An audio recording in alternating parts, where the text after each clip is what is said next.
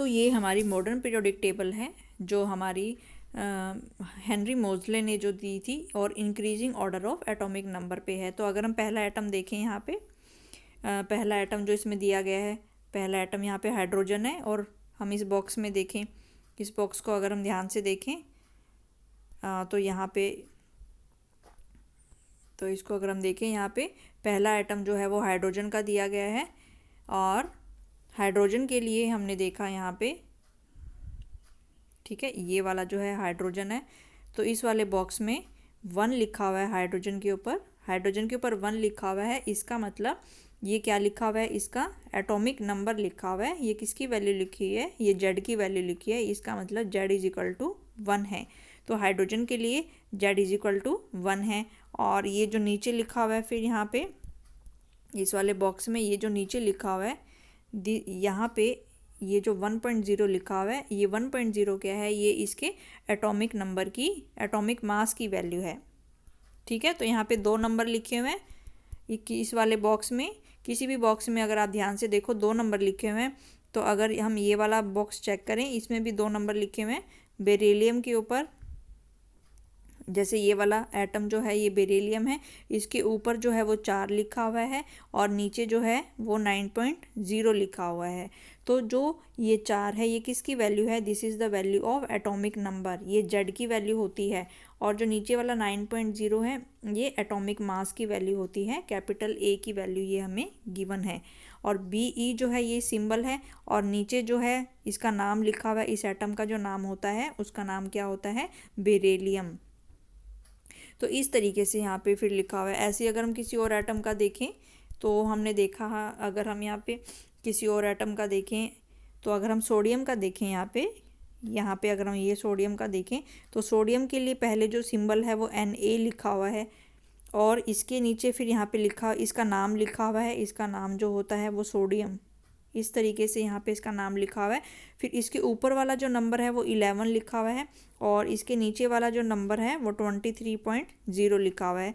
तो ये जो ऊपर वाला 11 नंबर है इसका मतलब ये इसका एटॉमिक नंबर है जेड, और जो नीचे वाला नंबर 23 है ये किसकी वैल्यू है, एटॉमिक मास की वैल्यू है, जो कि ए की वैल्यू हमें यहाँ पे दी गई है। तो इस तरीके से हम देख रहे हैं कि सारे जो यहाँ पे हमें गिवन है ये मॉडर्न पीरियोडिक टेबल यहाँ पे हम देख सकते हैं। तो पहला एटम जो है उसका एटॉमिक नंबर 1 है। फिर यहाँ पे ये वाला जो है ये जो हमें यहाँ पे दिया गया है, फिर ये इंक्रीजिंग ऑर्डर में दिया गया है, ये 2 हमें यहाँ पे दिया गया है, increasing order of atomic number है। फिर यहाँ पे ये 3 है, फिर 4, 5, 6, 7। तो इस तरीके से ये इंक्रीजिंग ऑर्डर में हमें यहाँ पे दिए गए हैं 8, 9, 10। तो इस तरीके से हम देख रहे हैं कि ये हमारे जो एटम्स हैं ये किस तरीके से अरेंज हैं, ये हमारे इंक्रीजिंग ऑर्डर में अरेंज हैं। इंक्रीजिंग ऑर्डर किस चीज़ का इंक्रीजिंग ऑर्डर है, यहाँ पे उनके एटॉमिक नंबर का इंक्रीजिंग ऑर्डर है। जैसे यहाँ पे हम देखें 41, 42, 43, 44, 45, 46, 47, 48। तो इस तरीके से किस चीज़ के इंक्रीजिंग एटॉमिक नंबर हैं, ये जेड का इंक्रीजिंग एटॉमिक नंबर है। यानी कि इंक्रीजिंग एटॉमिक नंबर, जो एटॉमिक नंबर है वो हमारा 1 से इंक्रीज़ हो रहा है। एटॉमिक नंबर जो है वो हमारा 1 से इंक्रीज़ हो रहा है। यानी कि सबसे पहले जो हमारा एटम आएगा वो हाइड्रोजन आएगा, जिसका एटॉमिक नंबर सबसे कम होता है। सबसे कम एटॉमिक नंबर जो है उसकी वैल्यू जेड है। ठीक है, इस तरीके से ये एटम्स जो हैं ये हमारे अरेंज किए हुए हैं। तो फिर हम देखें अगर यहाँ पे, तो हमने मेंडलीफ की पीरियोडिक टेबल में भी पढ़ा था कि जो हमारे वर्टिकल कॉलम्स होते हैं, मेंडलीफ की पीरियोडिक टेबल में भी हमने पढ़ा था कि ये वाले जो हमारे वर्टिकल कॉलम्स होते हैं, ये जो हमारे वर्टिकल कॉलम्स होते हैं इनको हम क्या कहते हैं, ग्रुप्स कहते हैं। वर्टिकल कॉलम्स जो होते हैं ये हमारे ग्रुप्स होते हैं। और जो हॉरिजॉन्टल टेबल्स होती हैं, जो हॉरिजॉन्टल्स होते हैं इस तरीके से, ये जो हॉरिजॉन्टल्स होते हैं इनको हम क्या कहते हैं, इनको हम पीरियड्स कहते हैं। ठीक है, तो इस तरीके के जो एटम्स हैं हमारे, ये जो वर्टिकल कॉलम्स हैं, ये वर्टिकल कॉलम्स जो हैं इनको हम क्या कहते हैं, ग्रुप्स कहते हैं। और ये जो हॉरिजॉन्टल टेबल्स हैं इस तरीके से, इनको हम क्या कहते हैं, पीरियड्स कहते हैं इनको। तो हम देखेंगे कि जो मेंडलीफ की जो मॉडर्न पीरियोडिक टेबल है उसमें हमारे कितने ग्रुप हैं और कितने हमारे पीरियड्स हैं। तो इसमें अगर हम देखें यहाँ पे हमें वर्टिकल कॉलम देखने हैं कि कितने ग्रुप हैं इसमें। तो अगर हम यहाँ से काउंट करें कितने ग्रुप हैं, 1 2 3 4 5 6 7 8 9 10 11 12 13 14 15 16 17 18। तो हमारे कितने वर्टिकल कॉलम्स हैं, हमारे 18 वर्टिकल कॉलम्स हैं, यानी कि इसमें कितने ग्रुप हैं, मॉडर्न पीरियोडिक टेबल में हमारे 18 ग्रुप हैं, यानी कि इसमें 18 ग्रुप्स हैं हमारे। और फिर हम इसमें देखें कि इसमें कितने वर्टिकल कॉलम्स हैं। तो इसमें अगर हम देखें कि कितने वर्टिकल कॉलम्स हैं, हॉरिजॉन्टल टेबल सब हमें यहाँ पे चेक करनी है। तो हॉरिजॉन्टल टेबल अगर हम यहाँ पे देखें तो एक तो ये हो गई 1 2 3 4 5 6 7, तो इसमें 7 है। ठीक है, तो इसमें जो हमारे पीरियड्स होते हैं वो कितने होते हैं, दैट इज इक्वल टू 7। ठीक है, तो मॉडर्न पीरियोडिक टेबल में हमारे जो ग्रुप्स होते हैं वो हमारे हैं 18, और जो हमारे पीरियड्स हैं वो हैं हमारे 17। जो पीरियड्स हैं वो हैं हमारे 7 और जो ग्रुप्स हैं वो हैं हमारे 18। ठीक है, तो ग्रुप्स हो गए ऐसे ऐसे, ठीक है, और जो पीरियड्स हैं वो हो गए हमारे इस तरीके से। तो ये हमारा है। और यहाँ पे फिर बताया गया है इसमें कि ये जो जिगजैग लाइन है, यहाँ पे ये एक जिगजैग लाइन जो है यहाँ पे दी गई है। ठीक है, तो ये जो जिगजैग लाइन है इससे लेफ़्ट वाले जितने भी एटम हैं ये सारे मेटल्स हैं, और इससे राइट वाले जितने भी एटम्स हैं ये सारे हमारे नॉन मेटल्स हैं। तो ये जो जिगजैग लाइन है ये मेटल्स को और नॉन मेटल्स को जो है क्या करती है, सेपरेट करती है। इसके बाद फिर यहाँ पे हमें दिए गए हैं कि ये जो ग्रीन कलर के बॉक्स हैं, ठीक है, ये सारे बॉक्स जिनके अंदर ग्रीन कलर है, तो हम देख रहे हैं कि ये सारे जो बॉक्स हैं यहाँ से लेके यहाँ तक के ये सारे जो बॉक्स हैं ये कैसे कलर के हैं, ये सारे जो बॉक्स हैं ये सारे हमारे ग्रीन कलर के हैं। तो ये जो ग्रीन कलर वाले बॉक्स हैं ये हमारे सारे क्या हैं, मेटल्स हैं। तो ग्रीन कलर्स वाले जो भी बॉक्स हैं ये हमारे मेटल्स हैं, और जो ये येलो कलर वाले हैं ये सारे हमारे नॉन मेटल्स हैं। तो येलो कलर्स वाले हम देख लेते हैं कौन से हैं। तो ये जो येलो कलर वाले हैं ये हमारे नॉन मेटल्स हैं। तो येलो कलर वाले कौन से हैं, ये, तो ये सारे जो हमारे येलो कलर वाले एटम्स हैं ये हमारे नॉन मेटल्स हैं। और इसके बाद कुछ जो हैं ये हमें पिंक कलर में दिए गए हैं कुछ एटम्स। तो थोड़े से कुछ एटम्स जो हैं हमें ये पिंक कलर में दिए गए हैं। तो ये वाले जो एटम्स हैं जो हमें पिंक कलर में दिए गए हैं ये कौन से एटम हैं, ये हमारे हैं मेटलॉइड्स जिसको हम कहते हैं। ठीक है, यानी कि इनकी प्रॉपर्टीज़ जो होती है मेटल्स एंड नॉन मेटल्स के बीच में वेरी करती है, मेटल्स एंड नॉन मेटल्स के बीच में। तो इसमें कुछ प्रॉपर्टीज़ मेटल्स की होती हैं और कुछ प्रॉपर्टीज़ जो होती हैं वो नॉन मेटल्स की होती हैं, इसीलिए हम इसको क्या कहते हैं, मेटलॉइड्स। तो ये जो ग्रीन कलर वाले जो ये सारे एटम्स हैं ये हमारे क्या हैं, ये हमारे मेटल्स हैं। ये जो ग्रीन कलर्स वाले, इसमें जो भी हमें ये ग्रीन कलर वाले सारे दिखाई दे रहे हैं ये हमारे मेटल हैं, और ये येलो कलर वाले जो दिखाई दे रहे हैं ये नॉन मेटल है, और ये जो पिंक कलर वाले ये दिखाई दे रहे हैं इनको हम क्या कहते हैं, मेटलॉइड्स। इनको हम कहते हैं मेटलॉइड्स। ठीक है, तो जैसे हम इसमें से देख के बता सकते हैं कि अगर कोई आपसे पूछे कि ये जो मैग्नीशियम है, मैग्नीशियम क्या है, तो मैग्नीशियम को देख के बता सकते हैं कि मैग्नीशियम जो है वो ग्रीन कलर वाले बॉक्स में है। तो हम देख के बता सकते हैं कि मैग्नीशियम जो है वो हमारा मेटल है। और अगर कोई हमसे पूछे कि बताओ ये फ्लोरीन, तो हम चेक करेंगे फ्लोरीन कहाँ है।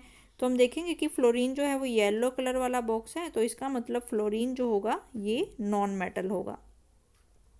और अगर कोई पूछे कि बोरॉन क्या है, तो हम देखें कि बोरॉन कहाँ पे है। हम देख रहे हैं कि बोरॉन जो है वो हमारा यहाँ पे है। तो सबसे पहले हम एटम की पोजीशन को चेक करेंगे। तो ये बोरॉन जो है ये पिंक कलर वाले बॉक्स में है। इसका मतलब बोरॉन ना तो मेटल है ना ही नॉन मेटल है, बल्कि ये क्या है हमारा, ये मेटलॉइड्स है। ये मेटलॉइड्स है, यानी कि इसमें मेटल की प्रॉपर्टी भी होती है और नॉन मेटल की प्रॉपर्टी भी होती है, और इसको हिंदी में हम इसको उपधातु भी कहते हैं। ठीक है, तो ये सारे एटम्स यहाँ पे हमने कौन से ऑर्डर में, ये हमारी मॉडर्न पीरियोडिक टेबल हो गई। तो मॉडर्न पीरियोडिक टेबल में जो हमने एटम्स को अरेंज किया है that is in the order of increasing atomic number. Increasing atomic number के बेस पे हमने उसको इंक्रीज़ किया है, यानी कि ये 1 है, ये 2 है, फिर ये 3 4, फिर 5 6 7 8 9 10, इस तरीके से ये जो हमारे हैं इस तरीके से हमने इनको अरेंज किया है यहाँ पे। As we can see, modern periodic table takes care of 3 limitations of Mendeleev periodic table कि जो Mendeleev की periodic table में जो भी हमारी limitations रह गई थी उसको modern periodic table में जो है उसको improve करने की कोशिश की गई है। The anomalous position of hydrogen can be discussed after. What are the bases on which the position of an element in the modern periodic table depends? तो मॉडर्न पीरियोडिक टेबल में हाइड्रोजन जो है उसको भी प्रॉपर प्लेस जो है यहाँ पे दिया गया है। Next is the position of element in the modern periodic table कि मॉडर्न पीरियोडिक टेबल में अगर किसी भी एलिमेंट की पोजीशन हमें दी गई है तो उससे हम क्या क्या फाइंड आउट कर सकते हैं। अगर हमें किसी भी एटम की जो पोजीशन है वो मॉडर्न पीरियोडिक टेबल में हमें क्या क्या चीज़ें जो हैं वो बताती है। द मॉडर्न पीरियोडिक टेबल अभी हमने देखा कि जो मॉडर्न पीरियोडिक टेबल है उसमें 18 वर्टिकल कॉलम्स होते हैं जिसको हम ग्रुप्स कहते हैं, अभी हमने देखा, और उसमें 7 हॉरिजॉन्टल रोज होती हैं जिसको हम पीरियड्स कहते हैं। इसका मतलब इसमें जो होती हैं 18 ग्रुप्स होते हैं, हमारे इसमें 18 ग्रुप्स होते हैं और 7 पीरियड्स इसमें होते हैं। तो ये हमें लर्न करना है, ये हमें याद रखना है मॉडर्न पीरियोडिक टेबल में। फिर इसके बाद हमें यहाँ पे एक्टिविटी गिवन है, look at the group number 1 of the modern periodic table.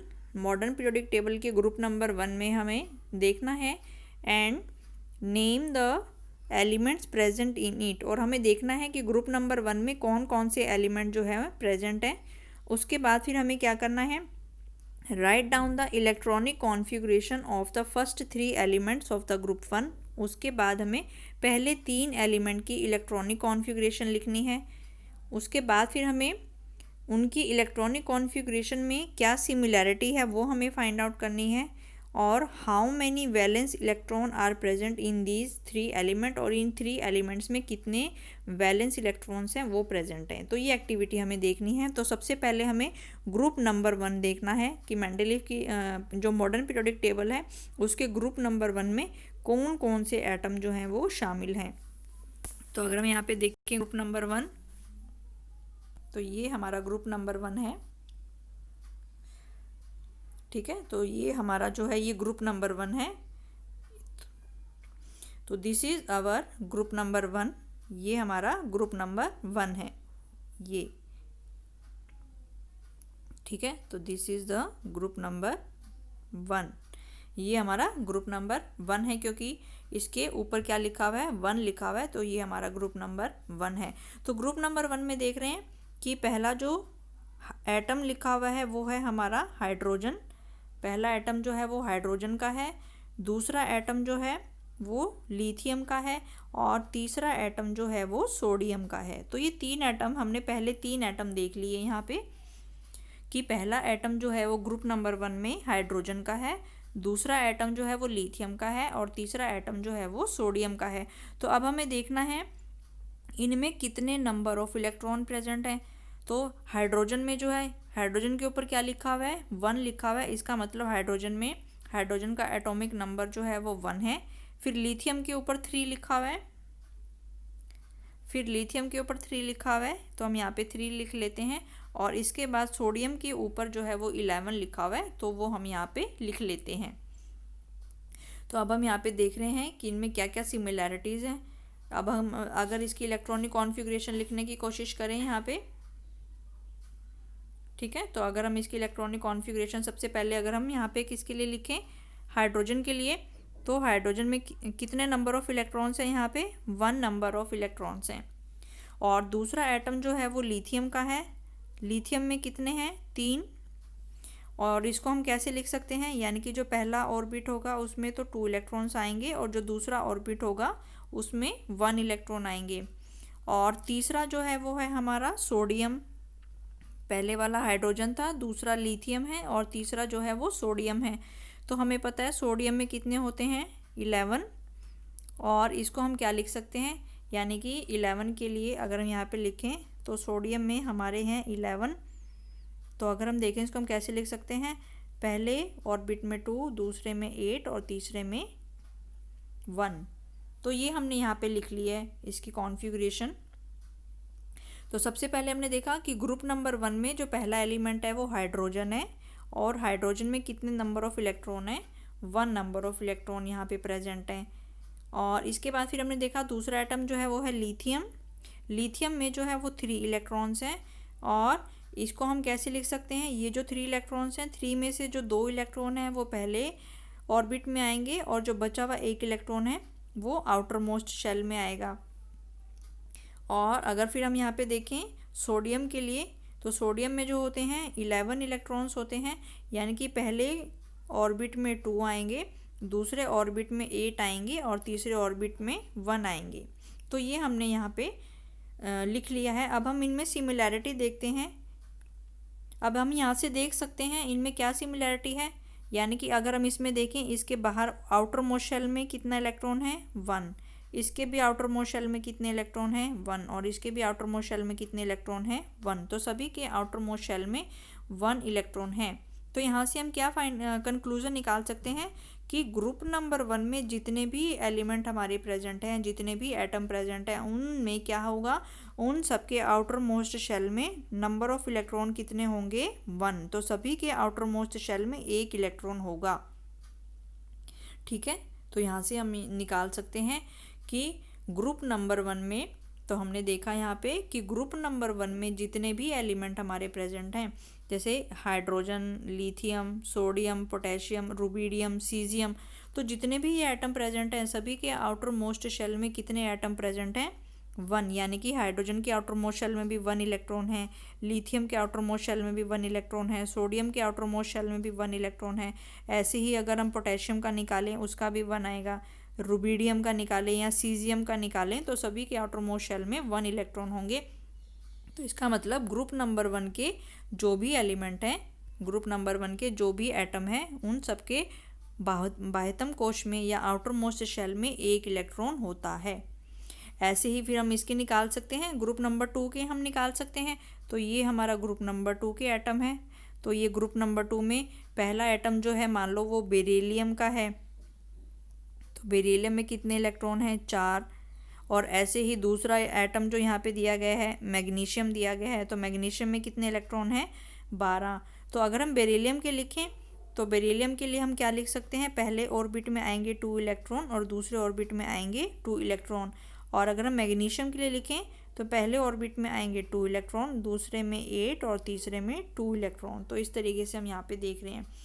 तो अगर हम यहाँ पे सिमिलैरिटी को चेक करें तो जो बेरिलियम है इसके आउटर मोस्ट शेल में अगर हम देखें यहाँ पे 2 इलेक्ट्रॉन्स हैं, और मैग्नीशियम के आउटर मोस्ट शेल में हम देखें तो 2 इलेक्ट्रॉन्स हैं। तो इसका मतलब ग्रुप नंबर 2 के जितने भी एलिमेंट हैं उनके आउटर मोस्ट शेल में कितने इलेक्ट्रॉन होंगे, 2 इलेक्ट्रॉन्स होंगे।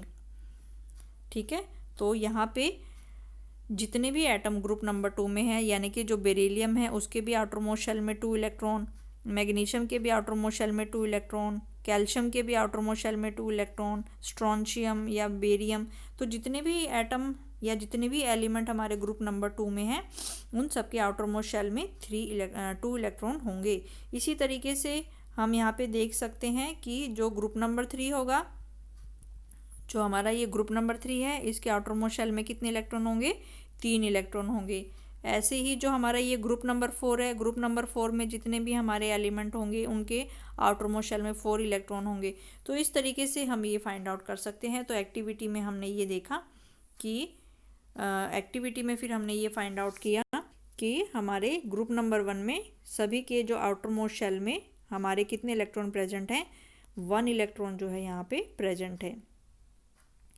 You will find that all these elements contains the same number of valence electron। तो अभी हमने देखा कि ग्रुप नंबर 1 के हमने जितने भी एलिमेंट देखे सभी के पास क्या था, same number of valence electron, और उसकी वैल्यू कितनी थी, 1। यानी कि सबके जो वैलेंस इलेक्ट्रॉन्स होते हैं उनकी संख्या क्या होती है, वो बराबर होती है। Similarly, you will find out that elements present in any group have the same number of valence electron. इसका मतलब किसी भी ग्रुप को अगर हम ले लें तो किसी भी ग्रुप में आने वाले जितने भी एटम हैं, किसी भी ग्रुप में आने वाले जितने भी एटम हैं, उन सबके जो वैलेंस इलेक्ट्रॉन होंगे उनकी संख्या क्या होगी, सबके लिए सेम होगी। यानी कि इस एटम की में भी same valence number of electrons होंगे, इसमें भी इतने ही होंगे, इसमें भी इतने ही होंगे। जैसे कि अभी हमने देखा कि ग्रुप नंबर 1 में जितने भी एलिमेंट हैं, ग्रुप नंबर 1 में जितने भी एलिमेंट हमारे प्रेजेंट हैं, सबके आउटरमोस्ट शेल में कितने इलेक्ट्रॉन प्रेजेंट हैं, 1। ऐसे ही फिर हमने देखा कि ग्रुप नंबर 2 में जितने भी एलिमेंट हमारे प्रेजेंट हैं, सबके आउटरमोस्ट शेल में कितने इलेक्ट्रॉन प्रेजेंट हैं, 2। ऐसे ही हमने देखा कि ग्रुप नंबर 3 में हमारे जितने भी एलिमेंट हैं, सभी में कितने वैलेंस इलेक्ट्रॉन्स हैं, 3। तो इस तरीके से हमने देखा कि एक ही ग्रुप में आने वाले जितने भी एटम्स होते हैं उनके पास same number of valence electrons होते हैं। ठीक है। Similarly you will find that element present in any group have the same number of valence electrons. फिर इसमें यहाँ पे बताया गया है ग्रुप नंबर 17 के लिए, for example elements like fluorine, chlorine belongs to the group number 17, or how many electrons do the fluorine and chlorine have in their outermost shell? Hence, तो हम यहाँ पे देखें कि ग्रुप नंबर जो फ्लोरीन है और क्लोरीन है वो 17 ग्रुप में है। तो अगर हम यहाँ पे देखें ग्रुप नंबर 17, यहाँ पे ग्रुप नंबर 17 में ये हमारा ग्रुप नंबर 17 है। ठीक है। तो यहाँ पे ये जो है ये हमारा ग्रुप नंबर 17 है।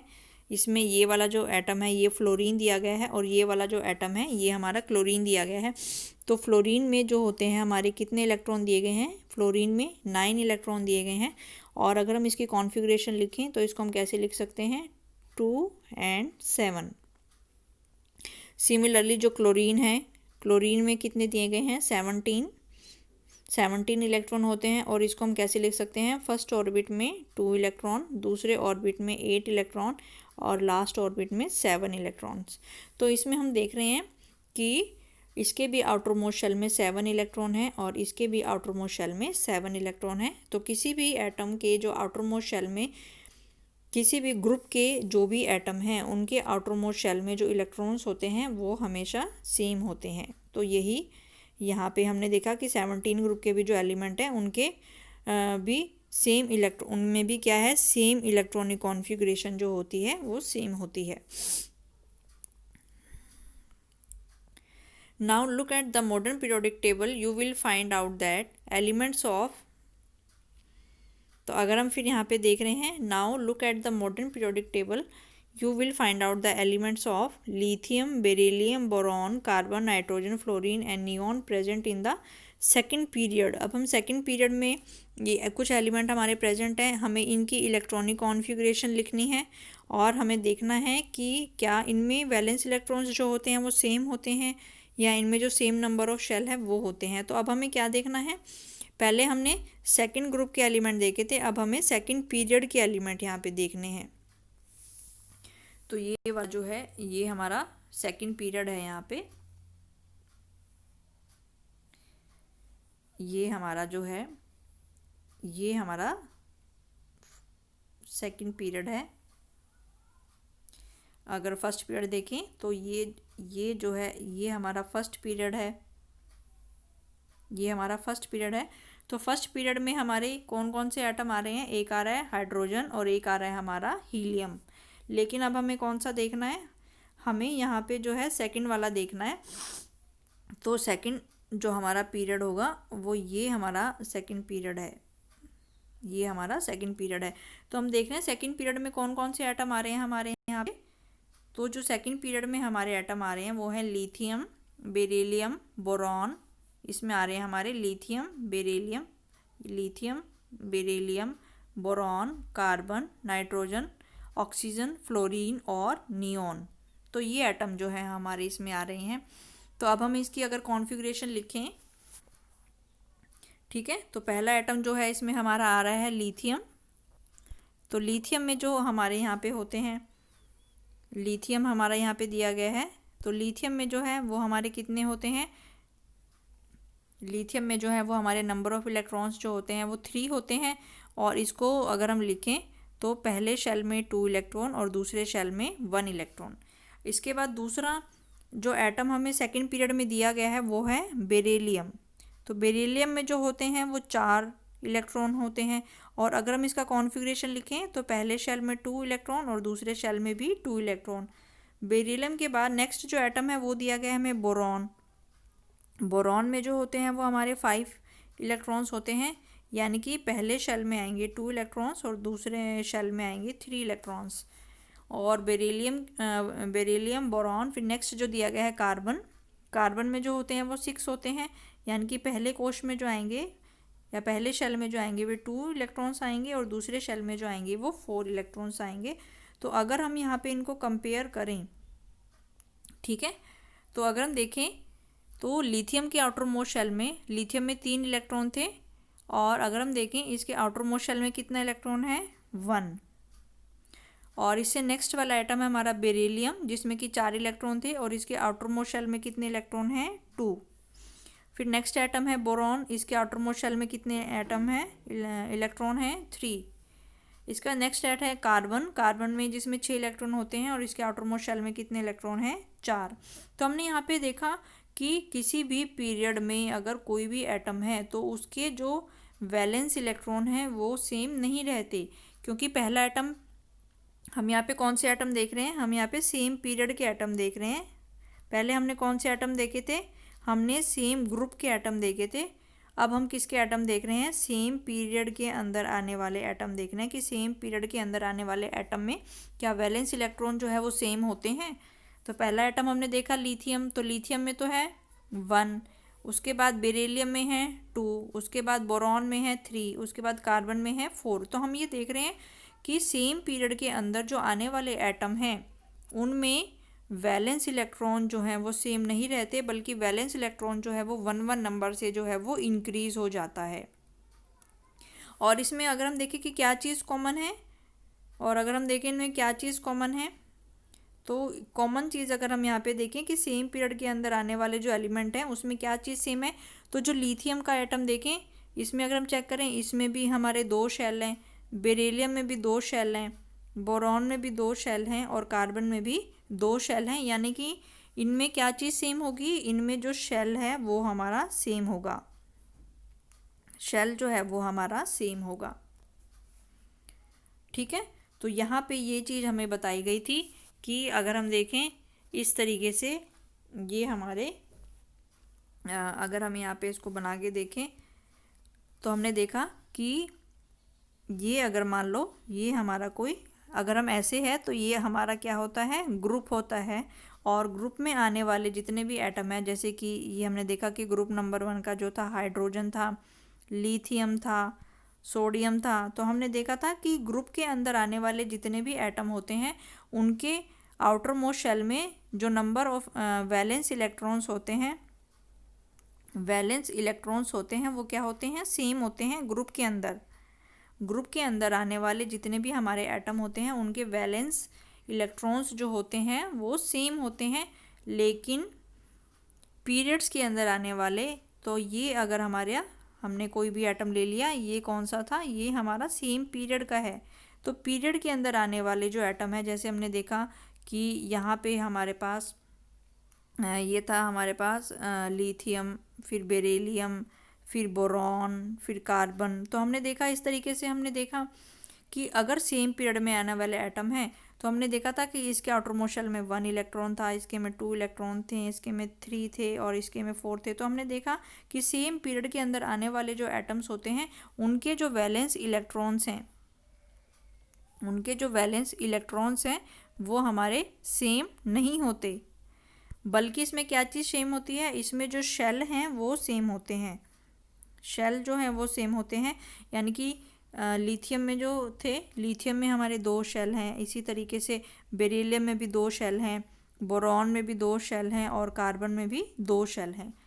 ठीक है, तो यहाँ पे ये हमने प्रॉपर्टी देखी, हमने देखी कि अगर सेम ग्रुप के जो अगर ग्रुप में आने वाले जो एटम हैं, अगर हमारे ग्रुप में आने वाले एटम्स हैं तो उनके जो आउटर मोस्ट शेल के जो एटम्स होते हैं वो सेम होते हैं, लेकिन पीरियड्स के अंदर जो आने वाले एटम्स हैं, पीरियड्स के अंदर जो आने वाले एटम्स हैं, पीरियड्स के अंदर जो आने वाले एटम्स हैं उनमें जो वैलेंस इलेक्ट्रॉन्स हैं वो सेम नहीं होते, बल्कि वो एक एक नंबर से इंक्रीज होते रहते हैं, और बल्कि उनमें जो हमारे आउटर जो शेल का है वो हमारे सेम होते हैं।